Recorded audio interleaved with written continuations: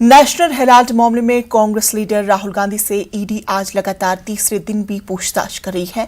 इस मामले में राहुल गांधी से 2 दिनों में तकरीबन 21 घंटे पूछताछ की जा चुकी है। राहुल गांधी से पूछताछ के सिलसिले में कांग्रेस की जानिब से प्रेस कॉन्फ्रेंस की गई, जिसमें पार्टी लीडरान ने बीजेपी की हुक्मरानी को तारीख का सियाबाब करार दिया। वहीं कांग्रेस दफ्तर के बाहर और पार्लियामेंट के अहाते में कांग्रेस कारकुनान ने आज भी जबरदस्त एहतजाज किया। पुलिस ने एहतजाजियों को वहां से हटाने की कोशिश की। इस दौरान पुलिस और कांग्रेस कारकुनान के दरमियान झड़प भी हुई। पुलिस ने कुछ कारकुनान को हिरासत में भी लिया। केसी वेणुगोपाल, अधीर रंजन चौधरी, अजय माखन एहतजाज कर रहे हैं। कांग्रेस का इल्जाम है कि सरकार सेंट्रल एजेंसियों का गलत इस्तेमाल कर रही है।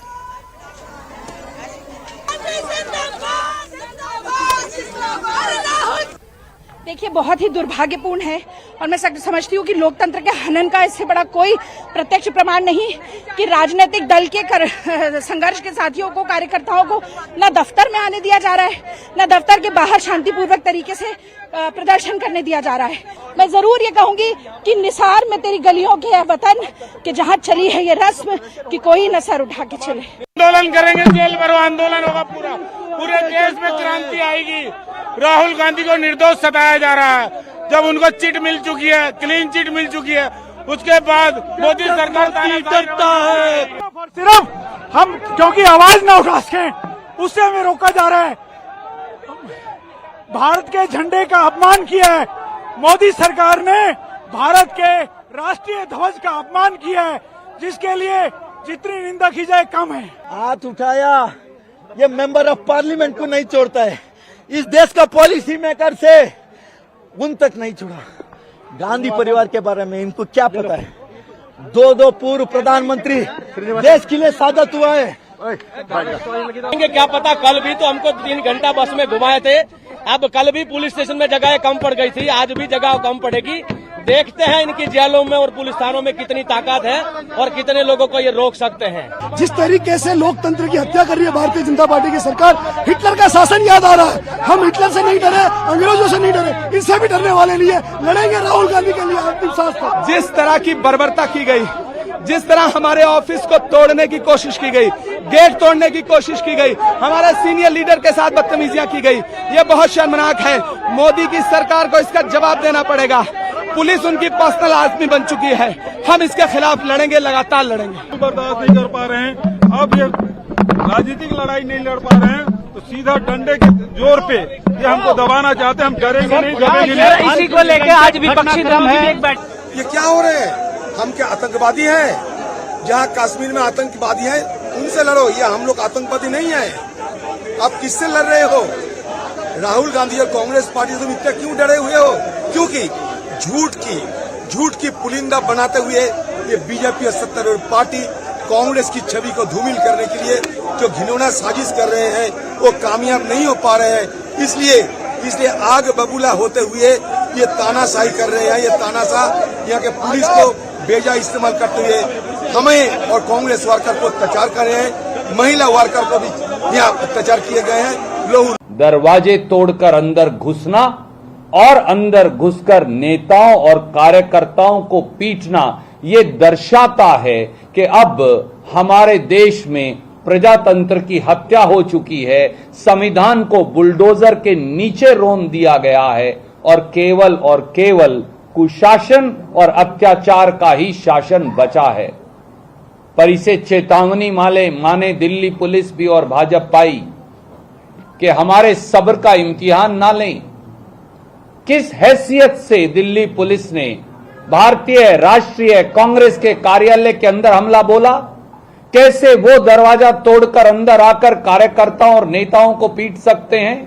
फिर तो इस देश में हर घर में जहां मां, बहन, बेटी, भाई, पिता है, दरवाजा तोड़ेगी दिल्ली पुलिस, अंदर जाएगी और पीटेगी और कहेगी आप घर में 5 लोग क्यों बैठे हैं? इसका जवाब और हिसाब दोनों मोदी सरकार और दिल्ली पुलिस को देना पड़ेगा। कांग्रेस लीडर राहुल गांधी से ईडी की पूछताछ पर हंगामा जारी है। कांग्रेस के तमाम लीडरान और कारकुनान इसके खिलाफ एहतजाज कर रहे हैं और मरकजी हुकूमत पर इल्जामात लगाए जा रहे हैं। अब इस मामले पर बीजेपी ने जवाब दिया। बीजेपी ने कहा है कि जिस पार्टी के 2 साबिक वज़ीर आज़म ने हुकूमत में रहते हुए खुद को भारत रत्न दिया था, वो आज हम पर इल्जाम लगा रही है। एक प्रेस कॉन्फ्रेंस में बीजेपी ने कहा है कि कांग्रेस 70 सालों में मुसलसल बुनी हो गई है। पहले पार्टी की जायदाद अपने नाम कराई, अब पार्टी दफ्तर में ही हंगामा आराई का मरकज बना दिया गया। ये कांग्रेस के किरदार को बेनकाब करता है। तशद्दुद की आड़ में करप्शन छुपाने की कोशिश की जा रही है। पार्टी की संपत्ति, पार्टी से जुड़े हुए ऑर्गेनाइजेशन की संपत्ति और धन अपने नाम किया। अब पार्टी कार्यालय को ही किसी भी प्रकार की उपद्रवीय एक्टिविटियों या इस प्रकार के आंदोलन जिसके कि अंदर आज आगजनी की भी समाचार आए हैं, उसका केंद्र बनाया। यह अपने आप में कांग्रेस के वास्तविक चरित्र को उजागर करता है। और दूसरा मैं यह प्रश्न करना चाहता हूं कि आज सवेरे या जब कांग्रेस ने प्रेस कॉन्फ्रेंस किया था तो दोनों मुख्यमंत्री उनके उपस्थित थे, उन्होंने अपने विचार अभिव्यक्त किए थे। आज तीसरा दिन है। हम यह पूछना चाहते हैं कि कांग्रेस शासित राज्यों के मुख्यमंत्री अपने राज्य सरकारों का कार्य छोड़कर विगत 3 दिनों से दिल्ली में क्या कर रहे हैं? क्या ये उन राज्य सरकारों में जिन्होंने कांग्रेस को लोकतांत्रिक तरीके से चुना था, उनके साथ एक छल या धोखा नहीं है? हमें इसका उत्तर चाहिए। और दूसरी बात, श्री राहुल गांधी जी आज न कांग्रेस के अध्यक्ष हैं न नेता प्रतिपक्ष हैं। वो केवल एक सांसद हैं, और वो भी ऐसा नहीं कि अत्यंत वरिष्ठ सांसद हैं। उनसे कहीं अधिक वरिष्ठ सांसद कांग्रेस में हैं। इसका अर्थ यह हो गया कि कांग्रेस में यह प्रमाणित करता है कि कांग्रेस में पद और कद दोनों का कोई महत्व नहीं है, केवल और केवल परिवार की पार्टी यह साबित हो गया। अन्यथा श्री राहुल गांधी के लिए सभी मुख्यमंत्रियों का 3 दिन तक अपने राज्य का कार्य छोड़कर दिल्ली में आकर धरना प्रदर्शन करना और कोई कारण बताया ही नहीं जा सकता है। सरकारी एजेंसियों को काम करने से रोकने के लिए दबाव बनाना और दबाव को झड़प और आगजनी की सीमा तक ले जाना, जो कुछ ये हुआ है, यह दर्शा रहा है कि अगर 3 दिन से यह जमावड़ा हुआ था तो उसका वास्तविक मंतव्य क्या था, वह क्रमशः उजागर होता चला जा रहा है। मरकजी वजीर अक़लियती उमूर मुख्तार अब्बास नकवी ने कांग्रेस के एहतजाज को ड्रामा करार दिया है। मुख्तार अब्बास नकवी के मुताबिक अपनी बदउनवानियों को छुपाने के लिए कांग्रेस सड़कों पर उतरी है। बात करने के लिए मौजूद हैं केंद्रीय मंत्री मुख्तार अब्बास नकवी। सर, 2 दिन से कांग्रेस लगातार सड़कों पर है, बीजेपी पर हमलावर है, क्या कहना चाहेंगे? देखिए, ये शुद्ध रूप से जो करप्शन के कारखाने में तालाबंदी और लूट के लाट साहबों की नाकाबंदी हुई है, उसका हाहाकार और हंगामा दिखाई पड़ रहा है। और उनको लगता है कि करप्शन उनका जन्म सिद्ध अधिकार है, संवैधानिक अधिकार है, लोकतांत्रिक अधिकार है, और करप्शन पर चोट कांग्रेस पे चोट के रूप में ये लोग उसको दिखाते हैं। तो मुझे लगता है कि जिस तरह का हंगामा हाहाकार कर रहे हैं, अरे भैया, तो आप कांग्रेस को ठीक से उसको जिंदा करने में अगर हाहाकार और इतना हंगामा करते तो कम से कम कांग्रेस कुछ बच जाती। आज की स्थिति में कांग्रेस पार्टी पूरी तरह से वेंटिलेटर पर है, लेकिन आपकी उद्दंडता और अराजकता एक्सीलेटर पर है। क्या हश्र होगा पता नहीं। सर, कांग्रेस तो ये कह रही है कि राहुल गांधी एकमात्र ऐसे हैं जो कि मोदी जी का मतलब सामना कर रहे हैं, इसीलिए कहीं ना कहीं नरेंद्र मोदी हो या फिर अमित शाह, उनके निशाने पर राहुल गांधी। कहते थे कि राहुल गांधी जी बोलेंगे तो आकाश गिर पड़ेगा, भूकंप आ जाएगा। पार्लियामेंट में तो बहुत बार बोला, बाहर भी बोला, लेकिन भूकंप ना गिरा ना आकाश गिरा, बल्कि वो बहरा पड़े कई बार देखा मैंने। सर, इनका यह भी आरोप है कि चाहे वो सामाजिक हो, आर्थिक हो या सांस्कृतिक हो, संक्रमण काल के घनघोर अंधियारे में मोदी सरकार ने धकेल दिया है। देखो, मुझे क्या लगता है कि नकल के लिए भी अकल चाहिए।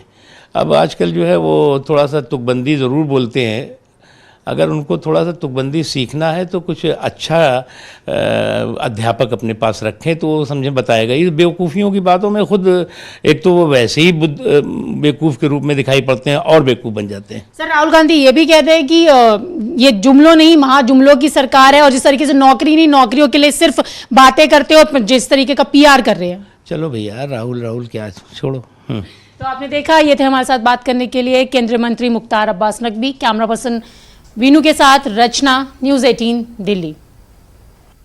और अब खबर कोरोना के हवाले से। मुल्क भर में कोरोना के 8,822 नए मामले दर्ज हुए हैं। 24 घंटों के दौरान 15 अफराद की कोरोना से मौत हो गई। मुल्क भर में एक्टिव केसेस की तादाद 53,000 से जायद हो गई है। रोजाना इन्फेक्शन की शरह 2.35% रिकॉर्ड की गई है। देश भर में कोविड की स्पीड एक बार फिर से बढ़ने लगी है और ये बढ़ती स्पीड लोगों के लिए चिंता का सबब बनती जा रही है।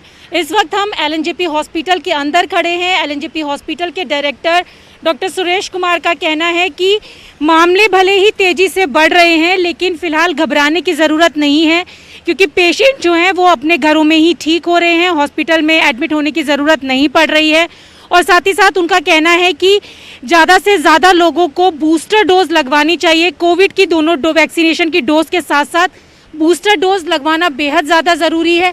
और इसके साथ ही उनका ये भी कहना है कि जो कोविड-19 की गाइडलाइंस हैं उनको फॉलो करना बेहद ज़रूरी है। मास्क का इस्तेमाल करें, सैनिटाइजेशन करें और सामाजिक दूरी बनाकर रखें क्योंकि जिस तरीके से इन दिनों तस्वीरें देखने के लिए मिल रही हैं, लोग एक तरीके से कोविड-19 के प्रोटोकॉल को पूरी तरीके से भूल चुके हैं, मास्क का इस्तेमाल नहीं कर रहे हैं, सामाजिक दूरी नहीं बना रहे हैं और यही कारण है कि मामले एक बार फिर से बढ़ने लगे हैं।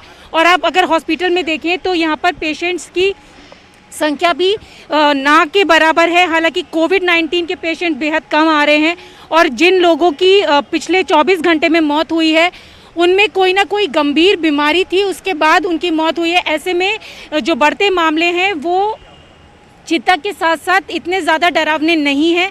इनको सतर्कता और जागरूकता के साथ कम किया जा सकता है। इसीलिए डॉक्टर्स भी लगातार लोगों से अपील कर रहे हैं कि कोविड-19 के प्रोटोकॉल्स का पालन करें और बढ़ते हुए कोरोना को कम करने में अपनी भागीदारी निभाएं। कैमरा पर्सन वीनू के साथ रचना, न्यूज़ 18 दिल्ली। देश भर में कोविड के मामले एक बार फिर से स्पीड पकड़ रहे हैं। पिछले 24 घंटे की बात अगर हम करें तो 8,000 से ज़्यादा नए मामले सामने आए हैं। हमारे साथ बात करने के लिए मौजूद हैं LNJP हॉस्पिटल के director doctor Suresh Kumar. Sir, जिस तरीके से कोविड एक बार फिर से स्पीड पकड़ता नज़र आ रहा है, पिछले 24 घंटे की बात करें तो 8,000 से ज़्यादा नए मामले सामने हैं। दिल्ली की बात करें तो 1118 नए मामले सामने। निश्चित रूप से हमने देखा कि पिछले 4-5 दिन से केसेस बढ़े हैं, पर इसके साथ साथ जो हॉस्पिटलाइजेशन है वो इतना ज़्यादा नहीं है। अभी हमारे यहाँ 16 पेशेंट है, 16 पेशेंट हैं लोकनायक में और उसमें खाली एक पेशेंट ऐसा है जो कि सिक है, जो वेंटिलेटर पे है। बाकी सारे जो पेशेंट्स हैं वो स्टेबल हैं, मॉडरेटली सिक हैं और वही पेशेंट है जिनको कि लंबी बीमारी हैं जैसे कि TB, डायबिटीज़, हार्ट की बीमारी, तो इस तरह के पेशेंट्स आ रहे हैं। पर पॉजिटिविटी निश्चित रूप से बढ़ी है। ये हमने देखा है कि पॉजिटिविटी 5% से भी ऊपर आ गई है। तो ये एक हमें ज़्यादा अलर्ट होने की आवश्यकता है और हमने देखा है कि जो पब्लिक है वो भी अब लापरवाह हो गई है क्योंकि मास्क का प्रयोग कम कर रहे हैं लोग और कोविड की गाइडलाइंस है उसका पालन करना होगा क्योंकि जो वायरस है अभी वातावरण में, एनवायरनमेंट में मौजूद है।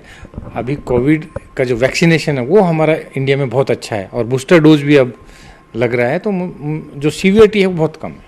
बिल्कुल सर, मामले जिस तेजी से दोबारा से बढ़ रहे हैं, कहीं ना कहीं सरकार की चिंता तो उससे बढ़ गई है क्योंकि अगर हम पिछले 24 घंटे की बात ही करें तो 15 लोगों की जान भी गई है।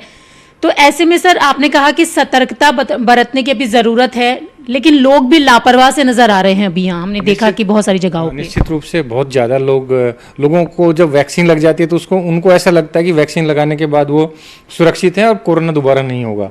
पर हमने देखा है कि जो वायरस है उसमें निरंतर चेंज हो रहा है, म्यूटेशंस हो रहे हैं, वायरस के जो हैं वो अपना स्वरूप बदलता रहता है और इसके साथ साथ यदि हम अपना कोविड का गाइडलाइन का पालन नहीं करते हैं तो ये जो संक्रमण का दर है, पॉजिटिविटी रेट है वो बढ़ती है। तो हमें ज़्यादा से ज़्यादा कोविड गाइडलाइंस पे ध्यान देना है और बूस्टर लगवाना है क्योंकि ये जो वैक्सीन है इसकी जो एफिकेसी है हमने देखा है कि 6 से 9 महीने के बाद इसका जो एंटीबॉडी टाइटर कम होता है, तो हर 6 महीने बाद 8 महीने बाद हमें ज़रूर बूस्टर लेना होता है। तो बूस्टर ज़रूर लगाएं, वैक्सीन जिसने सेकेंड डोज नहीं लिया है वो ज़रूर लगाएं और कोविड की जो गाइडलाइंस है उसका पालन करें। तो आपने देखा, ये थे हमारे साथ बात करने के लिए डॉक्टर सुरेश कुमार, जिनका कहना है कि मामले भले ही थोड़ा सा तेजी से बढ़ रहे हैं, डरने की जरूरत नहीं है। वैक्सीनेशन के साथ साथ बूस्टर डोज लगाना जरूरी है और साथ ही साथ जो प्रोटोकॉल्स है कोविड गाइडलाइन के, उनको अभी लापरवाही के साथ छोड़ने की जरूरत नहीं है, उनको अभी भी पालन करने की बेहद ज्यादा जरूरत है। कैमरा पर्सन बीनू के साथ रचना, न्यूज़ 18 दिल्ली।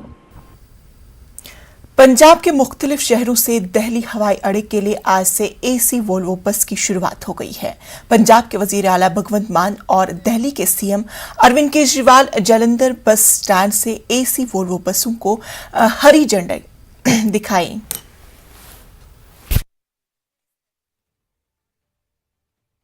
बहुत ज्यादा फायदा मिलेगा। अरविंद केजरीवाल साहब साडे दरमियान पहुंच चुके ने। पहली बस अड्डे दे लई वोल्वो बसां दी ये सेवा शुरू की गई है। इस समागम दे विच पहुंचे हुए सारे पतवंते अड्डे दे लई रवाना करते हुए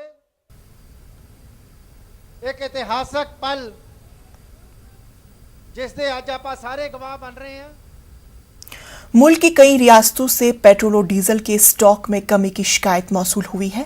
खबररसा एजेंसी एएनआई के मुताबिक उत्तराखंड के हरिद्वार में भी ऐसे हालात देखने को मिल रहे हैं। हालांकि all India petrol pump dealers association के मुताबिक पूरे हिंदुस्तान में पेट्रोल और डीजल की कोई कमी नहीं है, लेकिन कुछ पॉकेट्स में पेट्रोल डीजल की कमी है। पेट्रोल पंप की जरूरत के मुताबिक सप्लाई नहीं हो पा रही है। All India petrol pump dealers association ने जल्द ही सूरत हाल ठीक होने का यकीन दहाई कराई। तेल की मारामारी सबसे दिक्कत परेशानी आ रही है। ये तो 2 दिन से आ रही है सर जी। कितनी लंबी लंबी लाइनें लग रही है? लाइन तो बहुत लंबी लंबी लग रही है सर जी, और रातों तक तेल में भीड़ में खड़े रहे तेल के चक्कर में। अब कितनी देर में नंबर आया आपका? अब भी ऐसा 1 घंटे में सर जी। तेल खत्म हो चुका है, यही प्रॉब्लम बताई जा रही है सर। बस जी हमने यही सुना पीछे से तेल नहीं आ रहा, इसलिए तेल नहीं मिल रहा। 2-3 तो बंदी पड़ेगी, बिल्कुल है नहीं तेल लेने, सब पे भीड़ है बहुत ज्यादा।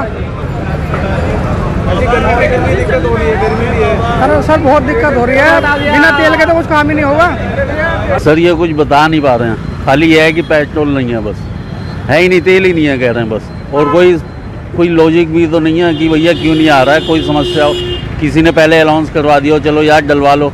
अब डॉक्टर के पास जाना है, आदमी कहाँ से जाएगा? ना गाड़ी चलेगी ना उठाएगी, रिक्शा पे तो लेके नहीं जाएंगे किसी को। वहीं मध्य प्रदेश के कई इलाकों में पेट्रोल और डीजल की शदीद किल्लत हो गई है। यहां डिमांड के मुताबिक सप्लाई नहीं की जा रही है। जिन इलाकों में पेट्रोल और डीजल की किल्लत है वहां पेट्रोल पंप बंद पड़े हुए हैं, जिसकी वजह से लोगों को परेशानी का सामना करना पड़ रहा है। एक अंदाजे के मुताबिक मध्य प्रदेश में 750 से ज्यादा पेट्रोल पंप ड्राई है। पेट्रोल डीजल का स्टॉक जो है सभी पेट्रोल पंप पे यहाँ मंदसौर में देखा जाए तो स्टॉक की काफ़ी कमी है, और इस कारण जो है हमें फिर 400-500 का कम से कम भरवा नहीं पड़ रहा है। और सरकार से मैं यही उम्मीद करूँगा कि पेट्रोल डीजल के रेट भी कम किए जाएं, और जैसे सेंट्रल गवर्नमेंट ने टैक्स कम किया है, स्टेट गवर्नमेंट टैक्स कम नहीं किया है, तो स्टेट गवर्नमेंट भी अपना टैक्स कम करे और जो पेट्रोल डीजल की आपूर्ति है वो बढ़ाई जाए। तो मैं यही सरकार से भी यही गुजारिश करूँगा। मुझे ज्ञात हुआ है कि पेट्रोल। नाजरीन, इस वक्त की बड़ी खबर आपको बता दें, इलाहाबाद से बड़ी खबर आ रही है कि नुपुर शर्मा के खिलाफ जुमे की नमाज के बाद एहतजाज के मामले के ताल्लुक से यह खबर जुड़ी हुई है। 10 अफराद की जमानत अर्जी जिला अदालत से खारिज कर दी गई है। मामले को देखते हुए नहीं दी जा सकती है जमानत, इस तरह का जिला अदालत का कहना है। इलाहाबाद तशद्दुद मामले में 90 से जायद अफराद को पुलिस ने गिरफ्तार किया हुआ है। साफ तौर पर जिला अदालत ने अर्जी खारिज कर दी है जमानत की। आपको बता दें कि इलाहाबाद तशद्दुद मामले में 90 से जायद अफराद को पुलिस ने हिरासत में लिया था। पूरे मामले पर हमारे साथ बात करने के लिए मुश्ताक हमारे साथ जुड़ चुके हैं। मुश्ताक, अभी अदालत ने तमाम नौजवानों की जमानत की अर्जी को खारिज कर दिया है, तफसीलात चाहेंगे।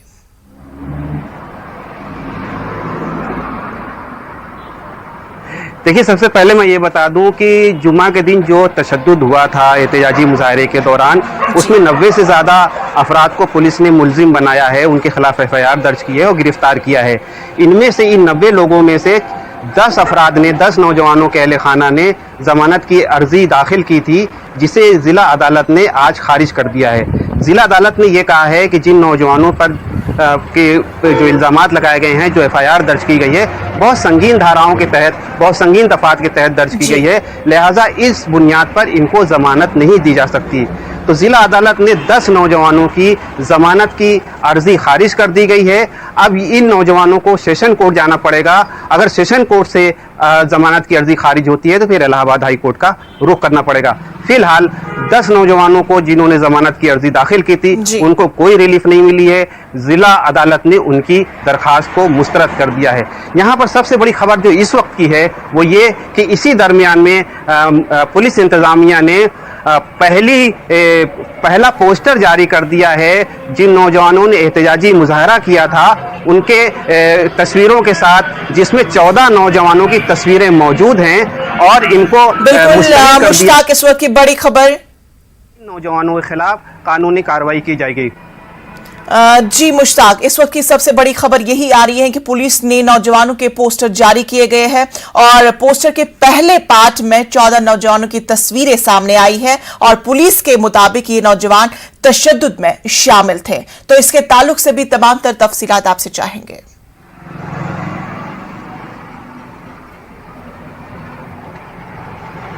देखिए, जिन नौजवानों की तस्वीरें जारी की गई हैं, ये तस्वीरें उस वक्त की हैं। बाज़ तस्वीरें ऐसी हैं जो एहतजाज के दौरान खींची गई थी, ली गई थी। CCTV फुटेज से उनको जमा किया गया है।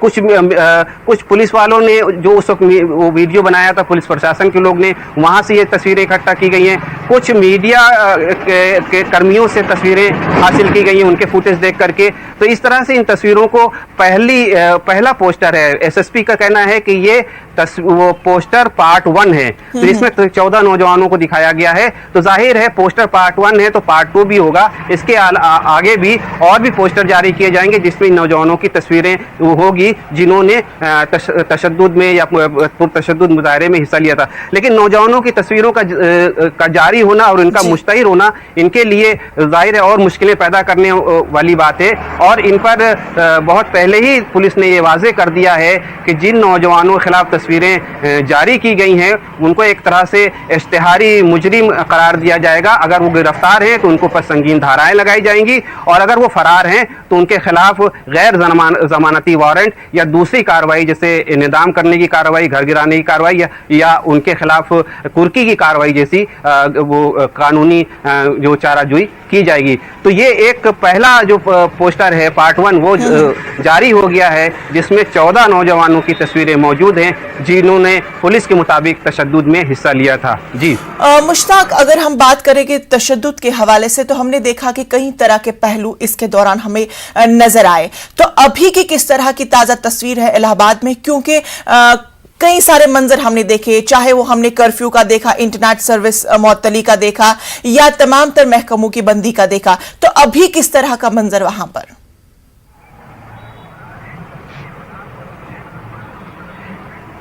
देखिए, जुमे के बाद से आज कुछ हालात नॉर्मल हुए हैं। मैं जहां पर मैं खड़ा हूं ये अटालिया का वो इलाका है जहां से तशद्दुद की शुरुआत हुई थी।